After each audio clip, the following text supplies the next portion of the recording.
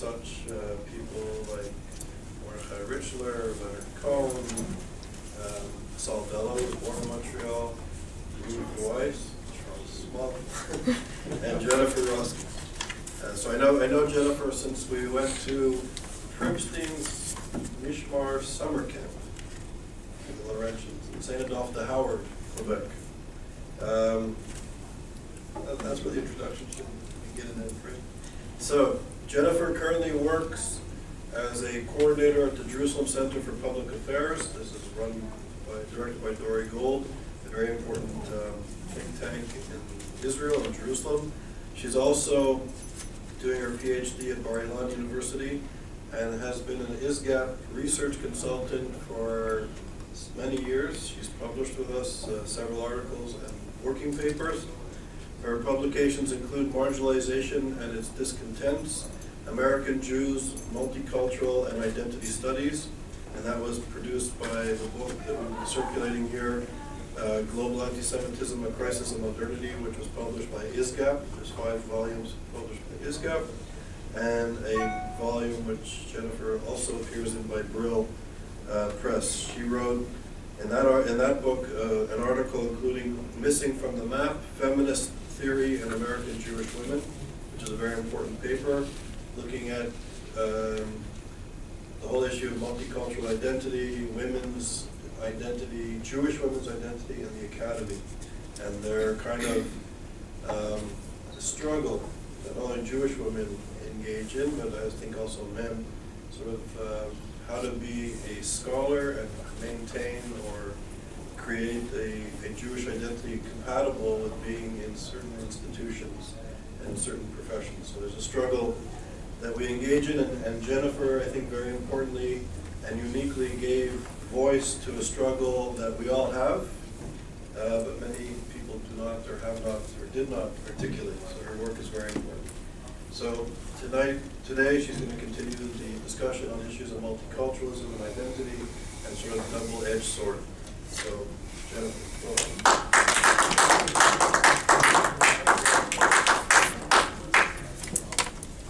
Thank you very, very much. I want to thank ISGAP for hosting me, thank Charles for the invitation, thank Jenny for all of the coordinating that it took, and to thank Jasmine also for all her help. And I'm really very pleased and very moved to be here today. We can't hear you. No? Can you hear me? Should be close.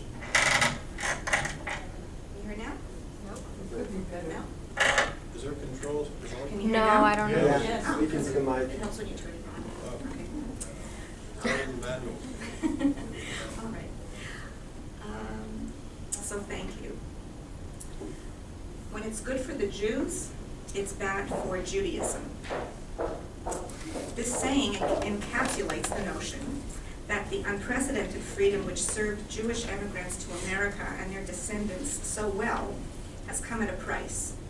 We all know of the data that point to trends in American Jewry that suggest population decline. These findings have prompted numerous responses, including a concerted drive to research the state of Jewish identity. The driving motivation behind much of this research is a concern with Jewish survival in the face of not anti-Semitism and persecution, but the welcoming environment of American pluralistic society. The overall objective of these studies, whether stated or implicit, is the search of prescriptions to secure American Jewry's future. Recent decades have also seen a surge of academic inquiry in the fields of identity and multicultural theory, which have become among the most extensively studied constructs in the social sciences and historical research. Multicultural research, as you know, examines issues related to identity in a range of forms: individual identity, collective identity, multiple identities, ethnic, gender, occupational, national, narrative, social, and more. My talk opens with a look at a curious area of omission in the drive to understand Jewish identity, namely its exclusively inward-looking focus of looking at Jews with next to no literature that explores Jewish characteristics in the context of Jewish impact on American society at large. We'll then look at a mirror image of this omission that exists in scholarship on multicultural identity, summarized in historian David A. Hollinger's observation, quote, "The key point about multiculturalism is that there has been almost no place in it for Jews." We will also see that this omission certainly pertains to Jewish women when it comes to research in feminist identity studies. Part 2 of this talk puts forward where this research reticence may have originated, going back to American academia in the decades following World War II, when today's senior scholars were embarking on their academic careers. We will also note an intriguing parallel development of how American Jews in both academic and public life generated the very language that helped present Jews to America, enabling greater entrance and acceptance.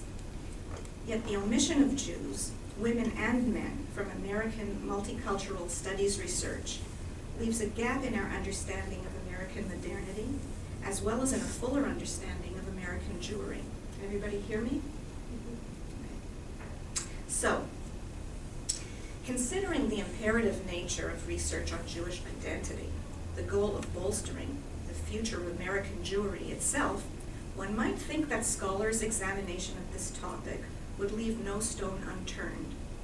Yet despite volumes of valuable research which has looked at indicators of Jewish behaviors, attitudes, and affiliations, while weighing what they may portend for American Jewry's numbers and resilience, there are certain areas of omission due to which we lack a cohesive overall picture.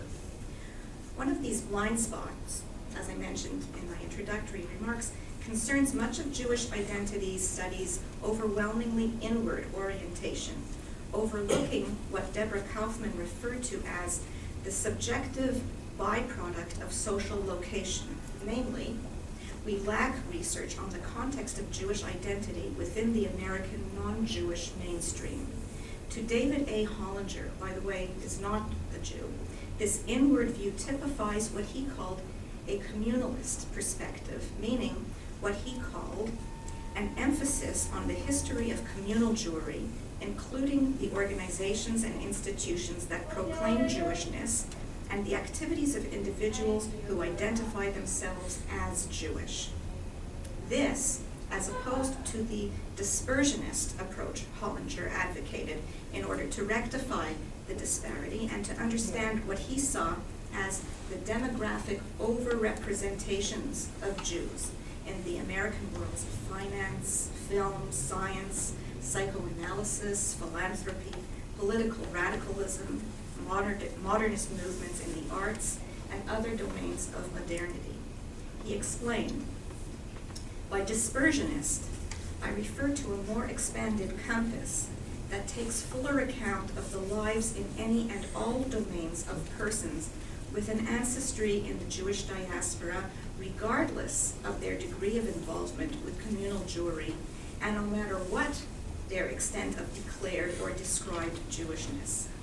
The skills promoted by the conditions of the European diaspora surely helped explain many kinds of Jewish success. A large swath of American popular and professional discourse was led by people who carried Jewish cultural baggage with them in their creative careers, whether or not they identified themselves as Jews. This broadened framework of study, he claims, is in the interest of understanding both the overrepresentation and underrepresentation of different descent groups, an approach also adopted by Yuri Slezkin, for example, who in his book, The Jewish Century, put forward the case that skills honed by centuries of life in the European diaspora paved the way for unprecedented Jewish impact over the course of the 20th century in America and elsewhere. The dispersionist perspective that Hollinger advocated rejects the more common course we might recognize as avoidance due to a perception that direct examination would invite anti-Semitic inferences. Rather than opening the door to theories of Jewish domination or Jewish genius, however, Hollinger says, The grounds for this reticence diminish, if not disappear, if these statistics can be explained by taking full account of the conditions under which the various descent groups have been shaped. Avoiding the forthright historical and social scientific study of the question perpetuates the mystification of Jewish history and subtly refuels the idea that the answer is really biological and will serve to reinforce invidious distinctions between descent groups. Turning his attention to multicultural studies, Hollinger pointed to a vacuum that is a mirror image of the communalist dispersionist dichotomy. The key point about multiculturalism, as I quoted him above, is that there has been almost no place in it for Jews, Hollinger says. Mainstream scholarship has been slow to recognize and appreciate Jewish history in relation to the larger prehistory and history of cultural diversity in America. One might think that this story, the impact of groups of Jews, would attract the attention of mainstream historians interested in the idea of identity formation and cultural diversity, which has been a huge preoccupation of American historians for the last 40 years. Instead, Hollinger contended that scholarship in multicultural and identity studies has discounted American Jews, due to what he called an ethno-racial manner of mapping cultural diversity, which he dated back to the late 1970s, saying, Jews were ignored since the main point of multiculturalism was color, and the Jews were white. And a second point of multiculturalism was inequality, and Jews were doing very well. So cool it, the collegial message was, let these multicultural studies programs deal with the needs of Americans color-coded, in contrast to the white demographic bloc. It bears recalling here that Jews have only recently come to be considered white. Race has been a remarkably fluid form of categorization over the past centuries, with some referring to racial categorization as a social construct. As historian Sander Gilman noted, for the 18th and 19th century scientists, the blackness of the Jew was taken as fact and as mark of racial inferiority, in addition to an indicator of his diseased nature. By mid-century, being black, being Jewish, being diseased, and being ugly came to be inexorably linked. One bore the signs of one's diseased status on one's anatomy and by extension in one's psyche. Actually, literature documenting race in America dates the designation of Jews as white as recently as the 1920s, or the period following World War II. With the awareness of Nazi Germany's racial policies and resulting horror, the 1940s produced a profound revision in the taxonomy of the world's races. This is reflected in examples such as Arthur Miller's 1945 novel Focus, or Laura Z. Hobson's 1947 Gentleman's Agreement, later adapted into the film starring Gregory Peck, whose message was that Jews are not only difficult to tell apart from non-Jews, but that their similarity to real Americans reflects their essential worthiness of racial equality as well. Expanding this definition of whiteness brought obvious benefits to Jews within American society. This identification with mainstream white America positioned American Jewry to attain much greater financial security and power during the second half of the 20th century.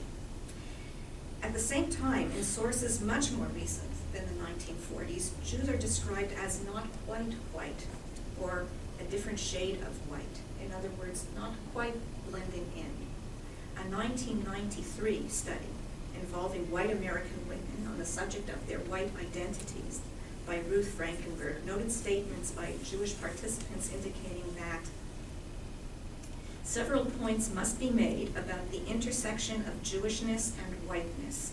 Ashkenazi Jews, for much of this century in the US and Europe, have been placed at the borders of whiteness, at times viewed as cultural outsiders, at times as racial outsiders, but in any case never as constitutive of the cultural norm.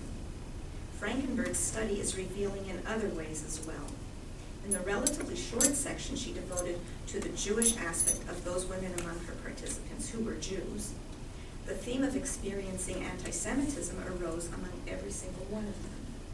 Frankenberg picked up on statements by the Jewish women in her interviews which described their senses of identity as Jews over different stages in their lives, calling into question the ethno-racial mapping Hollinger cited that excluded the experience of American Jews as a topic worthy of attention in its own right within mainstream research. When it comes to Jewish women, consistent with Hollinger's observations, the intersection of their identities goes unnoticed within the general field of identity studies. When it comes to research examining gender identity, feminist and multicultural identity, Jewish women are practically absent as case studies. Such multiple exclusions, as Sarah R. Horowitz termed them, stand in marked contrast to the considerable literature in Black feminist theory and that of other racial and ethnic groups. The omission of Jewish women from general multicultural research appears particularly curious in light of Jewish women's contributions to the feminist movement in the United States, both as activists and as leading theorists. Hollinger, in fact, cited the feminist movement as a prime example of the lacunae he observed in multicultural research. Quote, "Despite the overrepresentation of Jewish women among the ranks of its leaders by how many thousand percentage points," he noted, "our scholarly and popular histories take virtually no notice of this astronomically huge demographic fact." Research asking, in what sense is women's liberation a Jewish story, Hollinger claimed, likening it to the way scholarship has explored the role of Protestantism in the abolitionist and civil rights movements, would help streamline American Jewish history's integration into mainstream American history. Among rare examples of academic studies to examine the interface of identities for Jews within their non-Jewish social location is Joyce Antler's documentation of radical feminism in Jewish women, and she thus illustrates a redeeming approach. Revealingly, though, the movement leaders she interviewed had disregarded the possible association between being Jewish at the time of their activism during the 1960s and 1970s, at the height of second-wave feminism. Only much more recently and in retrospect had they begun to assert its relevance. Dina Pinsky added dimension to this chapter of history in her 2010 study interviewing 30 Jews, most of them women, on the subject of their Jewish identities and their involvement as activists in the women's movement during the same period. To give another telling example of what I'm trying to say, when subjects in Deborah Kaufman's 2005 study expressed sentiments to the effect that their identity as Jewish women, quote, is grounded in their experiences as the other within Judaism, it spoke directly to the experience of being a Jewish woman vis-a-vis Jewish men, as well as vis-a-vis the greater world's perception of the Jew as other. These four studies, Frankenberg's, Antler's, Pinsky's, and Kaufman's, provide isolated examples of how much more may be gleaned in a more thorough probing of the intersection of Jewish women's identities.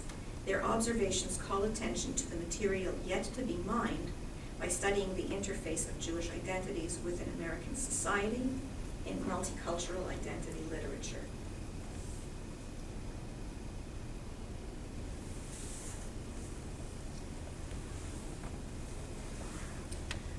If the rarity of research on Jewish women within mainstream multicultural research on the American feminist movement appears paradoxical, American Jewish scholars' failure to get Jews on the standardized multicultural map of the United States, despite the heavy demographic overrepresentation of Jews in the cultural industries, including academia, is all the more paradoxical.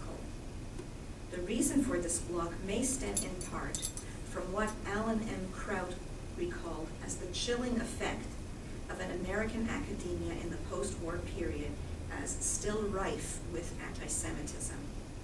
In the aftermath of the war, Kraut writes, unabashed Jew haters in the academy needed to keep more of a lid on their attitudes when speaking publicly.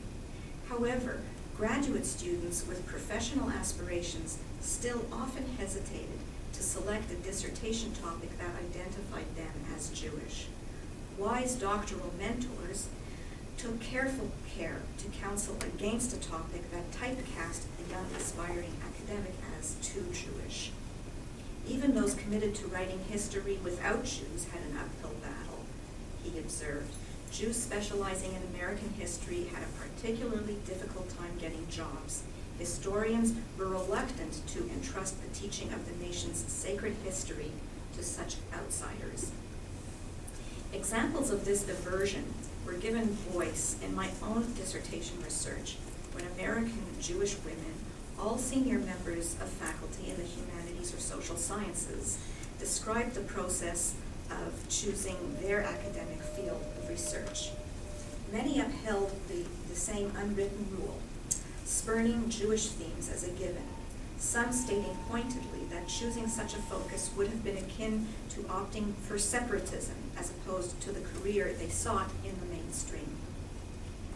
As a professor of American Studies at Stanford University recalled her decision to forego a dissertation topic related to Yiddish, quote, if you viewed yourself as someone who wanted to live and work in an integrated environment, it really was not a viable option.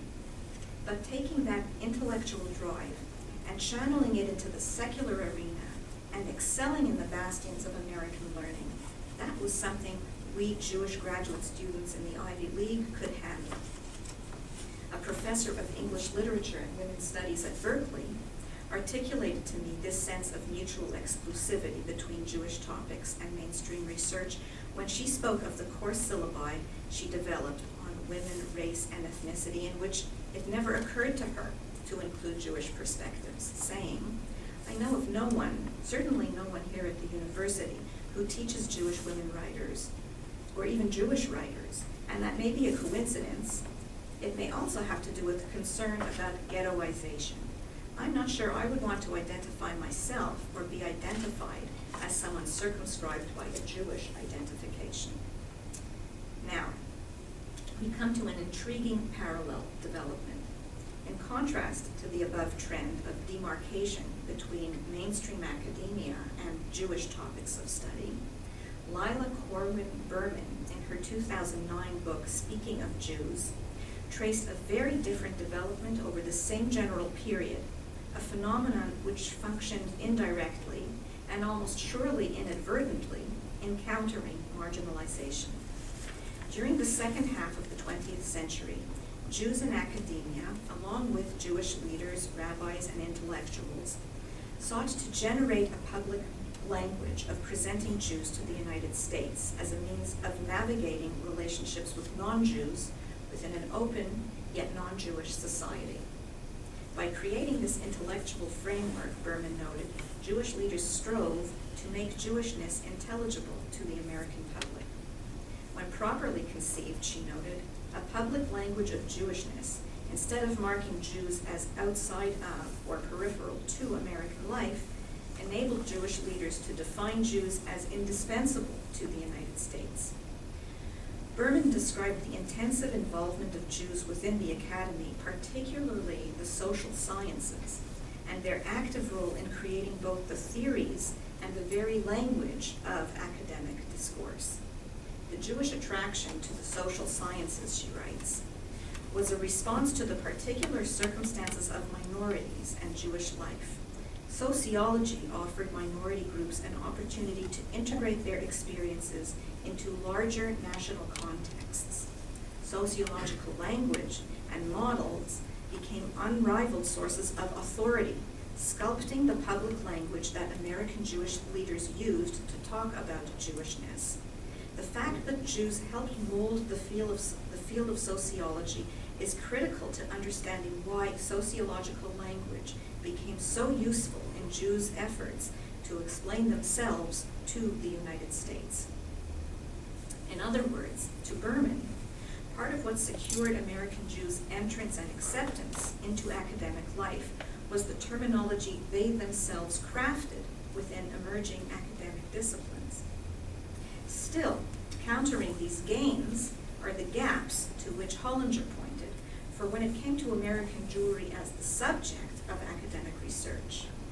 The communalist emphasis on the one hand and the marginalization of Jews from mainstream topics on the other allowed the narratives of American history and American Jewish history to remain mutually exclusive. Yet what of the parallel effect he described, that large swath of American popular and professional discourse led by persons of Jewish ancestry, or people who carried Jewish cultural baggage with them in their creative careers? How may this influence have disseminated into the American public sphere at large? An excerpt from the interview with the Stanford professor quoted above provides an example of how her contributions to academic discourse may have incorporated elements of her Jewish identity as she construed it. Describing her current academic venture, an international journal, she wondered, "The journal has been a really fruitful area that I've gone into. Do I find this congenial because being Jewish makes me somehow more cosmopolitan focused or something?" She surmised, "I can't really say that I've had a sustained commitment to Jewish topics or Jewish intellectual concerns in my work, but in a sense, I like to feel that by doing the kind of scholarship that I do, and by being kind of both bold and careful and trying to move things in fresh directions, I'm somehow carrying on in Jewish intellectual traditions, even though it's in a secular realm. I'd like to think that." So we see that the mid-20th century pressures to which Crouch referred, where wise doctoral mentors curtailed their Jewish protégés' academic areas of focus to exclude Jewish topics, imposed a doctrine of mutual exclusivity. The above interview excerpts reflect the kind of ingrained constraints that shaped academic careers as well as the fields of multicultural and identity research. Yet the excerpts also suggest the public language of Jewishness to which Berman referred, expressing that their secular areas of research may carry on Jewish intellectual traditions, indicates the degree to which Jewish academics' work may implicitly carry blueprints rooted in Jewish experience, elements traceable within their scholarship and ultimately in the public sphere beyond. The absence of Jews as subjects within mainstream academic research corresponds sharply with another form of invisibility that I've mentioned, that of Jewish women within the academic literature of feminist theory. As we saw, the marginalization of Jews stemmed from a barely concealed, often baldly anti-Semitic aversion communicated to researchers setting out on their academic careers. A concurrent development, as we saw, was American Jews' leading contribution to social science theory and terminology molding the field, in Berman's words, and thus enabling them to define Jews as indispensable to the United States. Perhaps ironically, the very fact of being defined into the mainstream, coupled with the prescribed color-coded cultural typologies which Hollinger described, may have swayed American Jewish feminists from developing distinct theoretical models and epistemological standpoints akin to black feminists. Any perceived inclinations to do so were whitewashed, if you'll pardon the pun. Yet, the absent feminist Jewish standpoint has signaled an element of homelessness, both theoretically and in actual reality. The late Paula Hyman observed that unarticulated and unnamed perspectives result in social, psychological, and spiritual malaise, as well as in vulnerability. I borrow a phrase from the feminist literary scholar Elaine Showalter, and an image from her essay, Feminist Criticism in the Wilderness. Without a theoretical basis, Jewish women have remained an empirical orphan in the theoretical storm, rendering American Jewish feminist women's sense of belonging within the mainstream of the movement as ticklish, if not tenuous. In truth, the experience of feeling like a cultural outsider or other, as noted in Frankenberg and Kaufman's studies, is far from uncommon. Jewish targeted enmity often takes the form of anti-Zionism and hostility toward Israel, the interconnected nature of these two bigotries demonstrated by Ed Kaplan and Charles Small. In certain circles, in the academic world and beyond, the option of being a feminist and a supporter of Israel is rendered mutually incompatible, a contradiction in terms. Bereft of theoretical belonging or anchor, not even loyal, committed, and radical feminists are exempt from bias, anti-Semitic innuendo, and slurs. In conclusion, as we've seen, the ethno-racial mapping described by Hollinger, which defined American Jewry as part of white mainstream culture, complemented the Jewish reticence he cited, the reticence to call attention to their own overrepresentation in so many facets of American life. The effective omission of Jews from multicultural and identity research as case studies in their own right leaves a gap in our understanding of American modernity. As in the case of Jewish women's absence from feminist theory, it leaves Jews, women and men, ill-equipped to address the not quite white status that remains unexplored and unarticulated. If the aim of studying Jewish identity is to channel understanding into securing American Jewry's future, and if the aim of multicultural identity and feminist research is to shed light on how individuals of different racial and ethnic groups, including Jewish women and men, negotiate their respective standpoints, the time for addressing the gaps in academic research is long overdue. Heeding Hollinger's call to decipher matters such as, to what degree is women's liberation a Jewish story, future studies can aim to trace the Jewish story within different academic canons, and thus shed light on its impact on developments both within academia and beyond in the past century. By the same token, additional study to trace the American, the multicultural, or the feminist story within the life stories of American Jews would stand to add valuable dimension to what we would learn of their Jewish identities, the course of their development, as well as where anti-Semitism's impact has been salient. Such study will move toward integrating Jewish and mainstream research, adding dimension with which to understand more fully the American and American Jewish experience.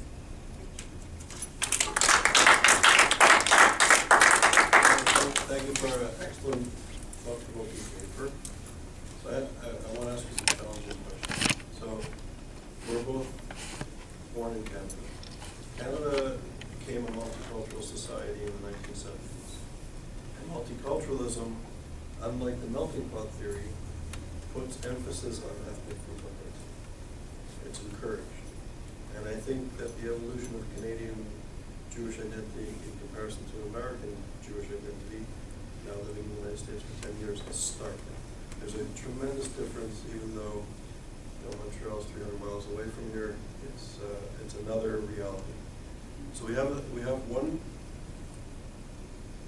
national model which put emphasis on developing and maintaining group identity and group rights. The Canadian Constitution is based on group rights. The United States pushes notions of individual rights and freedoms and liberties as opposed to group rights. Every individual is equal to the law, not groups.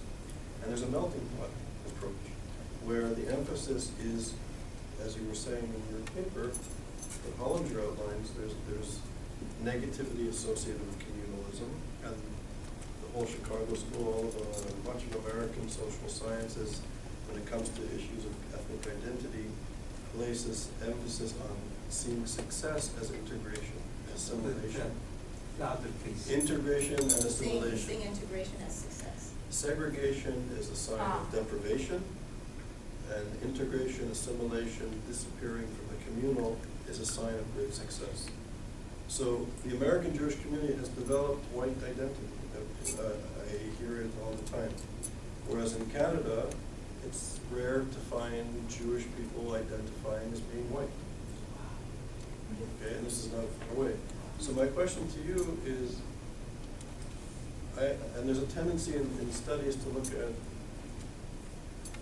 at those on the receiving end of power relations. We look African American segregation. We look at why we look at the African American community, and we often do not put emphasis on the history of slavery, subjugation, segregation, Jim Crow, etc. We just focus on the malaise, let's say, in the African American community when it comes to economic success, integration, assimilation. So my question to you is, why not put emphasis on the whole melting pot model? And I would say a sign of success is to be white and is to assimilate. So when you're in this society which is driving Jews in a certain area, why is that the failure of multiculturalism, or is that the success of the American model, and that the progress of this community is to become white and to become assimilated, to become American? So are you pointing at, what's going on? So the voice that's missing of Jews in the academy and Jewish women in the academy may mean a mark of success and the accomplishment of the objective of the society. Yeah, and that's what, that's one thing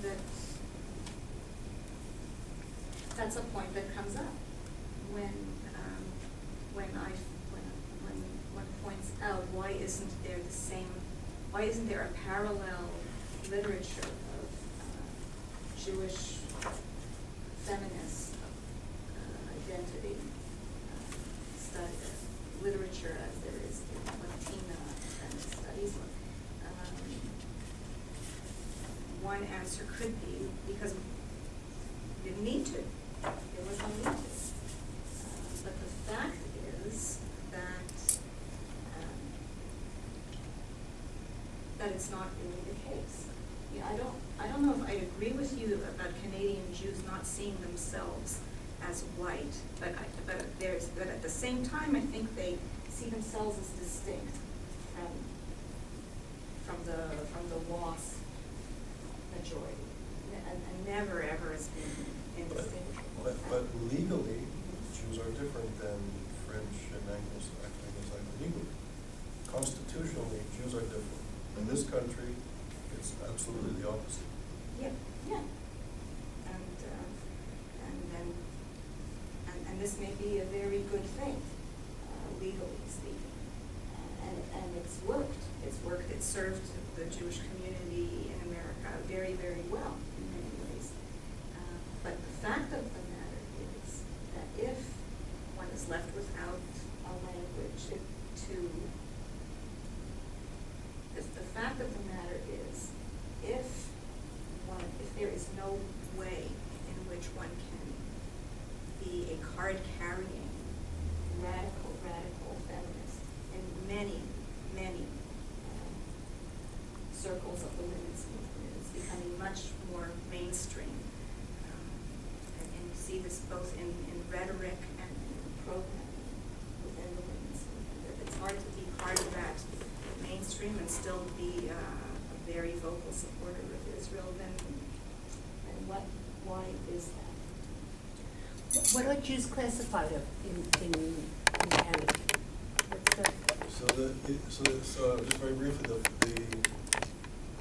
Canadian Constitution is based on group rights, and there was this Royal Commission inquiry or commission on the founding ethnic groups of Canadian society, and it stipulates that, and this is my language, I'm speaking in front of an expert on gender studies, but I'm choosing my words, this is the Canadian law, that the founding fathers of Confederation are the ethnic people of ethnic origin of France and of Britain. So the founding fathers of Confederation are British and French people of ethnic origin, and all others are considered other. And other should only exist for statistical compilation. But then, when the Canadian government adopted the Bill of Rights and the Freedom Charter, group rights, not just the British and French group rights, but all other group rights were enshrined in the Constitution. So the Canadian government subsidizes Jewish organizations, Jewish education, and other groups' education. So the Canadian government recognizes group rights as a fundamental aspect of its constitution and of its law. And the United States, with the melting pot theory, it's the exact opposite. It's individual rights and freedoms. I mean, my daughter went to school at McGill, so, and I never heard this. I never heard her mention it. I never heard it. It's so fascinating. So legally, we're considered an ethnic group, which is part of the law. So Jews are Jews. So, and it stipulates that we're not Anglophones, Francophones, or we're part of the other ethnic groups. So even though my first language and your first language is English, and we're both relatively bilingual, we're not considered Anglophone according to the Canadian Constitution and law because we come from a different origin. We're Jews. So even though our first language is English, we're not And you were considered born in Anglophone. Canada? Pardon? And you were born in Canada? I was born in Montreal. So you still, that's so interesting. You're considered other then? We're considered. You're not considered Jews. Canadians, We're Canadians, first. we're Canadian citizens. How do you Canadian know you're citizens, Jewish but you're from others. England or France? But not Anglos. That's a good question, and there are some. I'm sure. Yeah. But how do you self-identify? Are you a Jewish Canadian or Canadian Jew? More Canadians would identify, I believe, and I studied this too, and I know Jennifer may disagree, and she's the speaker, but I think more Canadians would say that they are Jewish or Sikh or whatever And then before they're Canadian. And in America, do you think Americans In the identify? United States, because America's from Chile to Canada, but in the United States, most people would say say they're American Americans, first, I right, think. right. That's my impression, Fascinating. that I'm an American Jew. Canadians will say that they're Right, Jewish Canadians. So that's the difference between the Jews in Canada and America. One are Jewish Canadians, the other are American Jews. Yeah, the hyphen gets, and the hyphen around.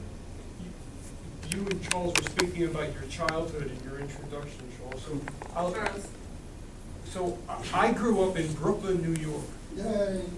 And in Brooklyn, everyone used to ask each other, "What are you?" Oh, yeah? That was a standard question. Right. Yeah. What are you? Right. In other words, where are your parents from, right? You're Italian, you're Irish, you're Swedish. My old neighborhood in Brooklyn used to be a Scandinavian neighborhood. Lo and behold, years go by, I become an immigration officer. And I'm a passport control officer, and everybody then tells me who they are by handing me their passport. And the federal government, now I'm a federal officer, is constantly asking me on forms, if I put in for a promotion or whatever, what am I? Really? Right? Am I black? Am I an Alaskan? Am I an Aleutian? Am I? So I always said other. And I checked my race as what? Hebrew. And As a why? race category? No, it's other. I do what I want. Why do I put other? Because Albert Einstein, Albert Einstein, naturalization certificate, and I'm a citizenship and immigration officer, in his race, it says Hebrew. That's his race. So I always say, well, if it's good enough for Albert Einstein, it's good enough for me. So that's what I check off, other. So that's what I just wanted to share that with you all. Interesting. I always check the other in this country too. I have it easy in Hispanic. You have it easy, right? Yeah, Hispanic. I used to be married to a Jew. Oh. He passed away. Hmm. That's why I'm here. Yes. This might be an anecdotal observation. When I was working in Russia, and I was asking, where is he from, where was she coming from? And they were saying, well, he's from Ukraine, the other one is from St. Petersburg, and the other one is a Jew.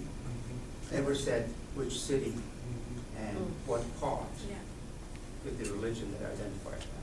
yeah. As far as the Canadian law is concerned, actually in the Constitution of the Islamic Republic of Iran that I translated, there is a specific paragraph on the religions that are recognized, and one of them is the Jewish religion.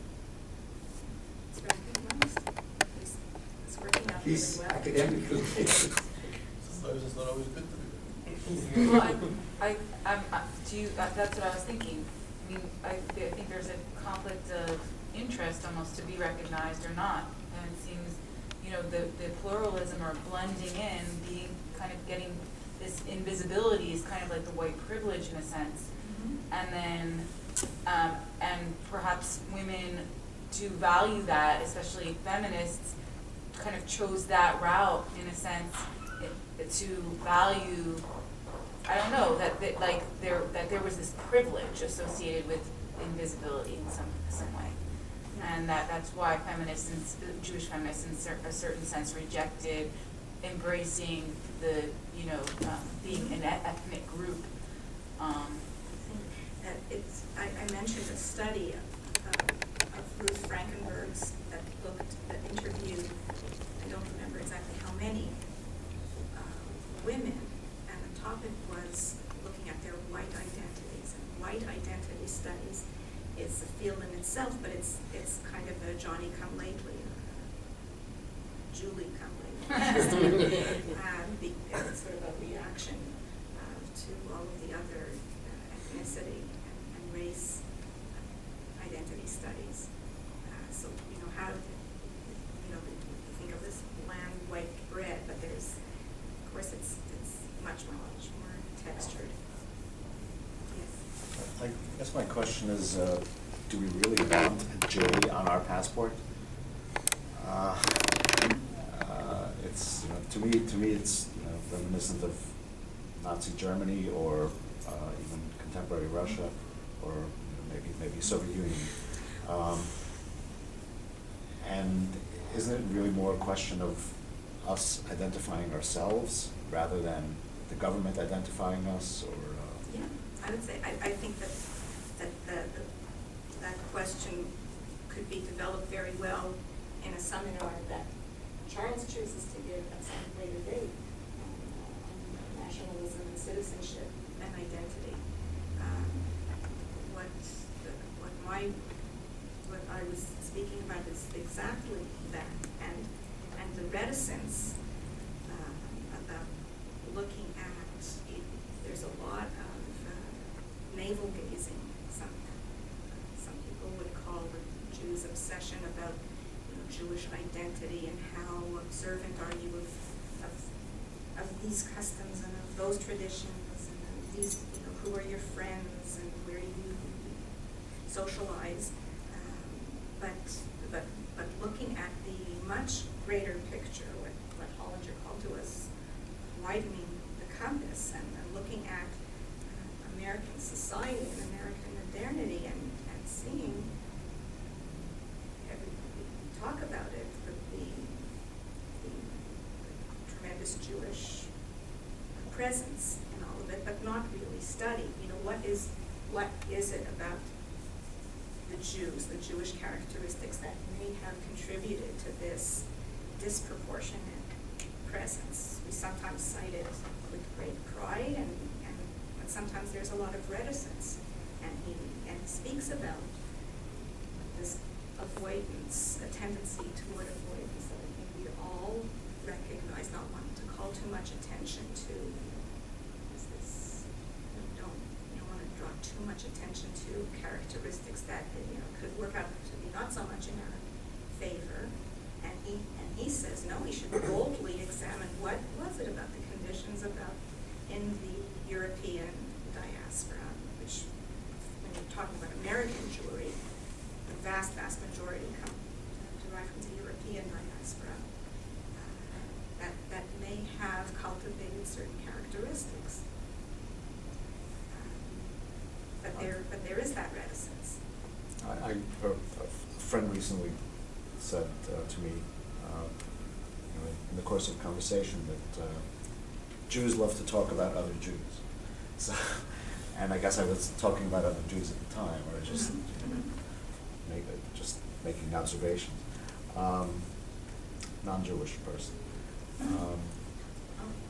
who just actually comes from Louisiana, just came recently to New York, and has started associating with Jewish people, and has noticed kind of a trend that Jews love to talk about other Jews. So I don't know how that fits in exactly with your talk, but what about the pop culture things like Jewish sports heroes or Jews in Jewish Hollywood stars? Are Jews the only ones who buy these books, or or is this? The publishers who publish them must take into account who is going to buy them. So I suppose. I mean, isn't that a sign of Jewish self-identification and saying, well, we're Sandy Koufax didn't pitch on Yom Kippur. I mean, this is what you hear growing up as as. I think that's an important. It's an interesting distinction. I think like in lay terms, we enjoy talking about it, and it's sort of common knowledge. But in the academy, Okay. it's not. It hasn't been looked at. It hasn't been studied and cast under a microscope. Again, in terms of pop culture, the outsized effect of Seinfeld and I'm losing his name. Larry David, thank you, from my old neighborhood of Sheepshead Bay, Brooklyn. So their outsized effect on American culture is huge. So I think in the realm of so I guess what you're referring to is more of the academy. Yeah, I mean your friend from Louisiana. If you go by Lenny Bruce, he's now Jewish because New York is Jewish. Right.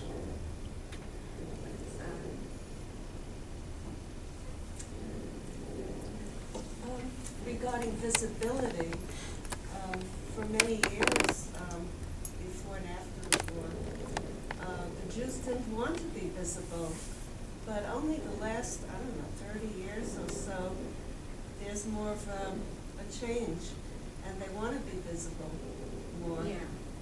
And regarding identity, when people ask me, where's your family from? I say, their family's from Poland, but I'm Jewish. Meaning I'm not Polish, I'm Jewish. And I don't consider myself Polish ever. Yeah.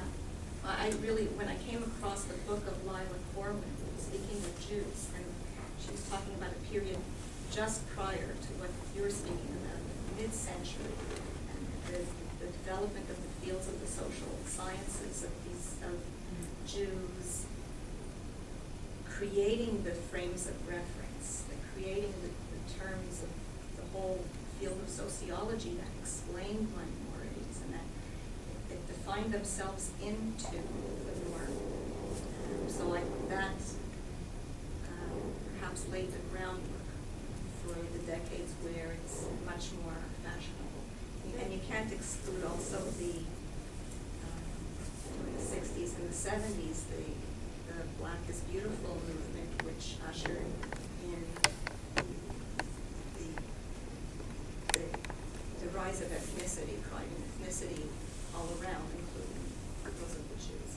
I think I understood that you mentioned that a lot of the Jewish social scientists got into that field because they were a minority.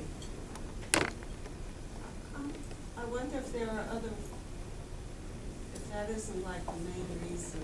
I always believe that also, but I have a feeling It's not specifically what I said, but I wouldn't be surprised if much of what drew them to those fields was the opportunity to describe themselves, but in the context of the broader norm. Yes. It seems that nowadays still, in the academy, or the academic area, you still have the shashtil mentality. carried over from, was so dangerous in the Second World War, which never got Yeah. things accomplished. And still, among Jews, there's a fear of calling attention to themselves and wanting to fit in. Yeah, the scholars whom I mentioned were really eye-openers to me, because they really speak out where very few do. Phyllis Chesler made a very interesting journey. Sure. She was a pioneer in feminism, and then she Jesuit, now she's Yeah. a good solid right. Yes. There clearly has been an ongoing stream of Jewish feminism over, say, the last 40 years, most of which would seem to be aimed at raising the profile of Jewish women within Judaism and within the Jewish community.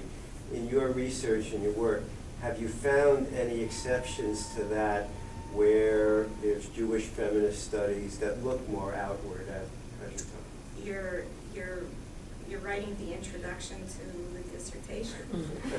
There's huge literature on what I call Jewish feminism, which talks about Jewish women within the Jewish world, vis-a-vis Jewish men, Jewish women's involvement in ritual and in community leadership, and it's very, very important. It's very, very important work as far as it goes.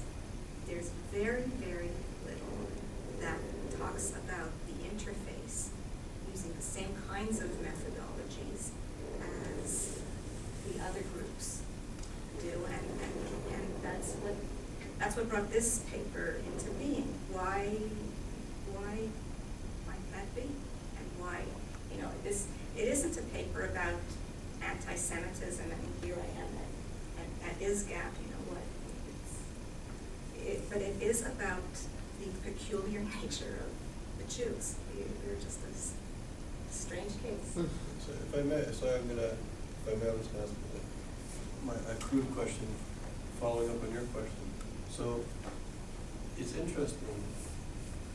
So from my understanding, and correct me if I'm wrong, a lot of the feminist writing on the Jewish community, my understanding has been sort of critical of Jewish communal practices. When you say feminist writing, you're talking Jewish feminism of the Jewish, critiques of the Jewish community, the role of men, the role of women, the communal life, etc., has been critical, I would say.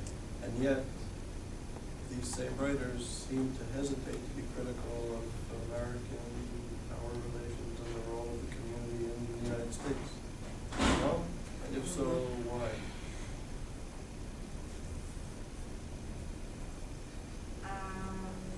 I would say you're not entirely right. I would say many of these Jewish feminists who were critical of the current of traditional Judaism, criticize it as a patriarchal structure, analogous to patriarchal society in our civilization at large. And will they look at anti-Semitism in American society? So this is what I mean, to be critical, to look critically. If you're going to look from the Jewish perspective inward, can you look from the Jewish perspective outward? That's a very good question. Some of those women,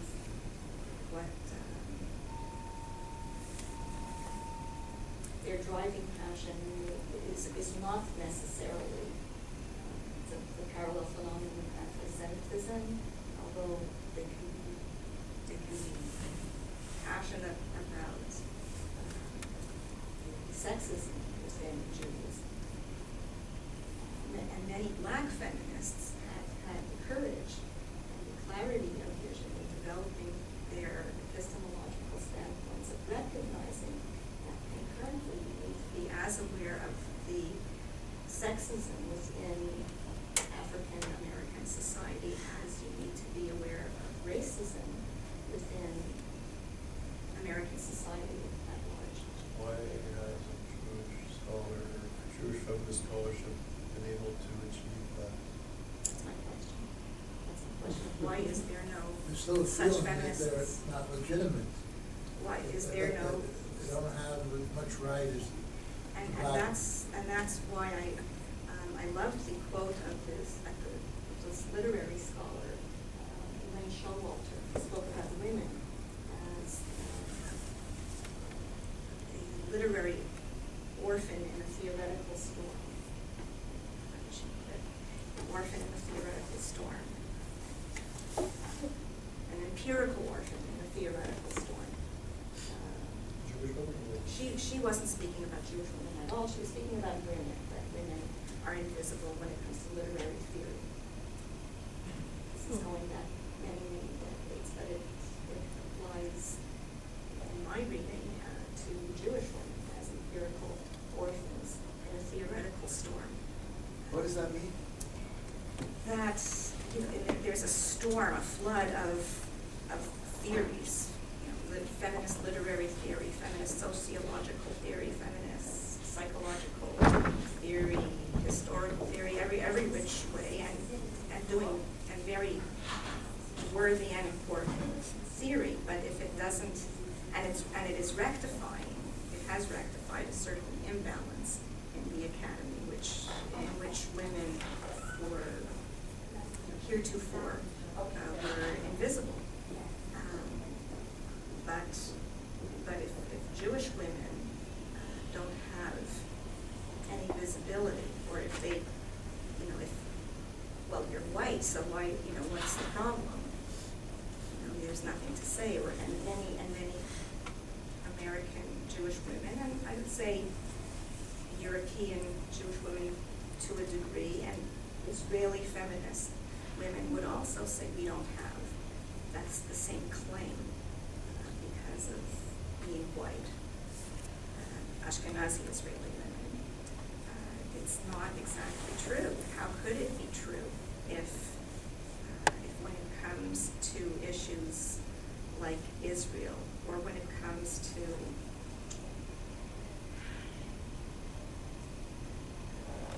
theological feminism, when now I'm getting into something far afield, but if when Judaism, the patriarchal Judaism is viewed as the Christ killer in another, killing the goddess off. It's very not very well masked anti-Semitism, and yet there hasn't been this development of feminist theory, and that's very much what brought me to try to shed a little light on it. I just wanted to comment that there is somewhat of a parallel. People who don't identify as feminists, so many women don't identify at all as feminists, who say there's no need for it. It's kind of like the sexism has become almost invisible. I have a friend who's like, what? They didn't pass the equal rights amendment, or they didn't pass like equal pay for equal work, huh? Like it seems so obvious, but it's like an invisible mechanism, similar that a lot of people think that anti-Semitism, they don't think that it's something that they need to fight because they don't see it as in the United States. It's not like the same way that I was just saying that the parallel, same way women say that they don't need feminism, people say they don't need to fight anti-Semitism. It doesn't, I don't see it. I mean, and it's kind of like not, I just feel like it's not uncovering the inner workings of and operations of the way that people. I want to give that more thought to see how well that parallel holds, because I hadn't really considered it. I just thought of it just now because I do have a lot of friends who are like, feminism, who needs that? It's over. I don't know.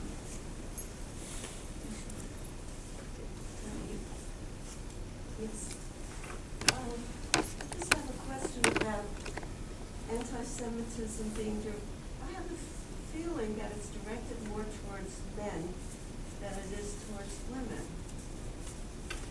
Did you ever find that? The men bankers, the economy, they control the banks, they control the money. It's more directed towards men. I think I know what you're referring to. Have you ever heard of Jap jokes? Yeah. I don't let my kids tell, or I say that's racist, and I don't like any kind of racist jokes. You know, it's very different. It's not, you know, it's not like the banker or the schnorrer or but it still depicts a materialistic, and it's very different, and it's not, you know, it's not what you would see in Der Stürmer, you're right. But that's an American. But I still think it's more intense towards men, if not completely. Maybe, and it might also have to be with men being the more universal, and women being the other, still, and in a way, that, you know, when you can criticize men and you're covering the ground for both. I know what you, I understand what you're referring to. So yeah, what is feminism? What is defined?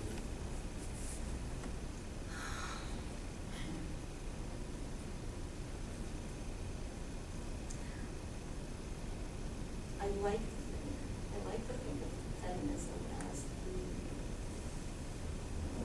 self-determination movement of women.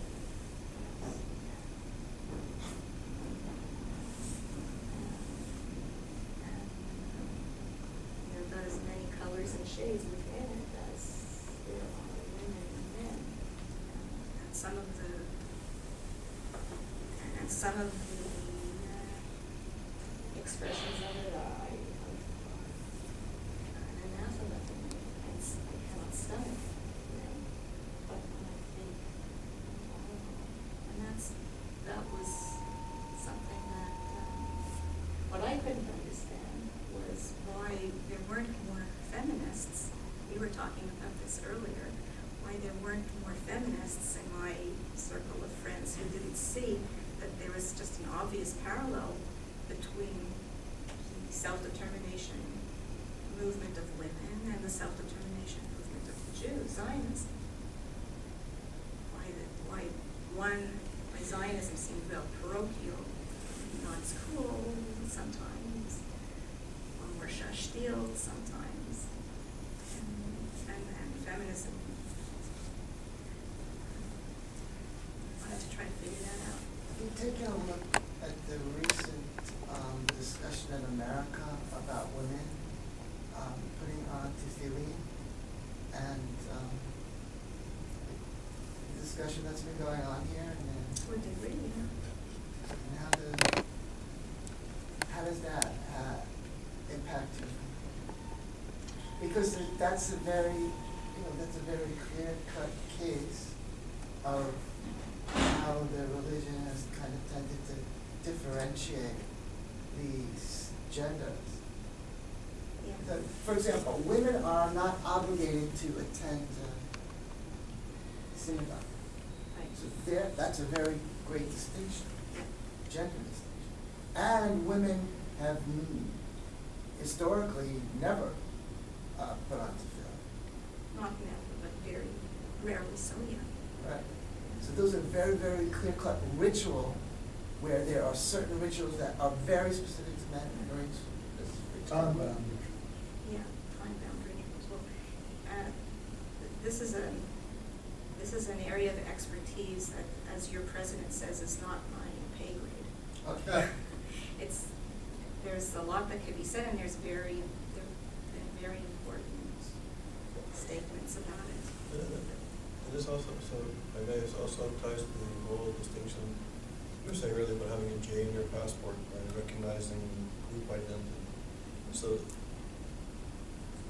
in my studies comparing French and British colonialism, the French were all about assimilation. So assimilation could be good. Maybe the United States forms of assimilation or integration is a positive thing. But assimilation in its extreme form is a form of cultural genocide. And then segregation, group rights could be a wonderful thing. strong Jewish identity, I think, is a great thing compared to assimilation and losing, you know, generations of kids to the greater society. I think maintaining Jewish identity is important. But, you know, group rights and distinctions can lead to apartheid, can lead to all kinds of bad things if it's extreme. And so I think I don't know, I think it's about power relations, where people fit into society. And I would even say, and the gender differentiation, assimilation to its extreme, I think is ridiculous, but segregation to its extreme is also a form of hatred, so. Put what you're saying maybe in another way.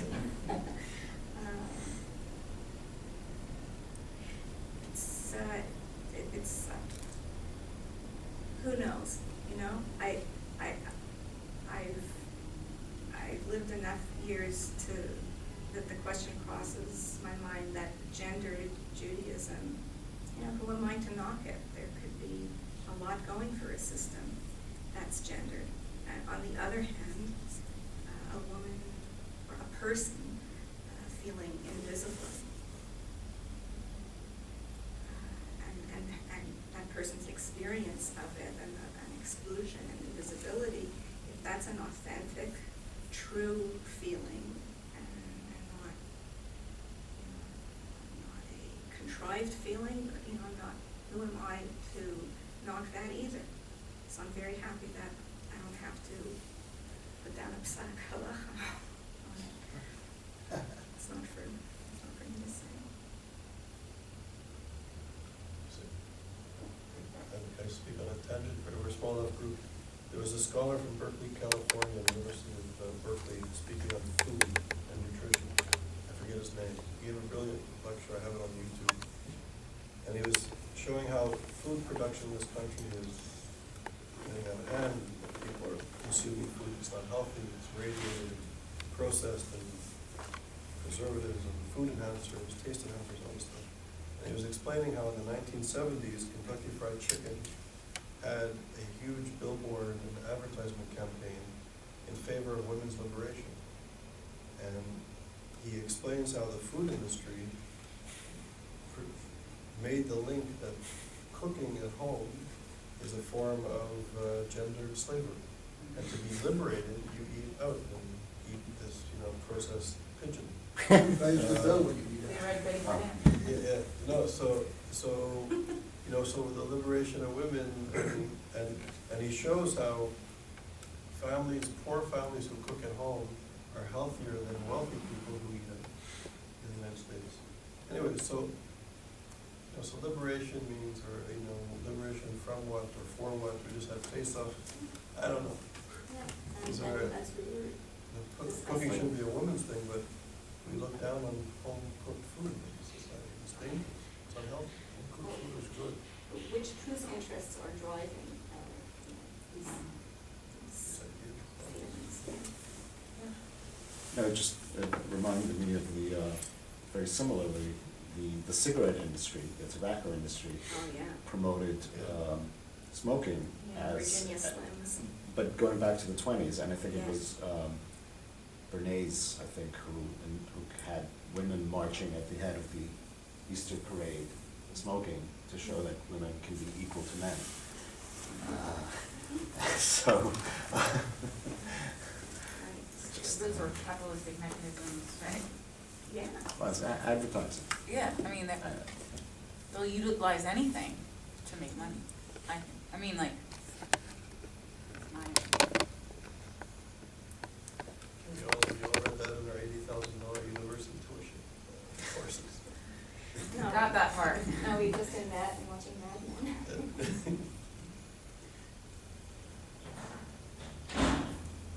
Thank you very, very much. Thank you. Thank you.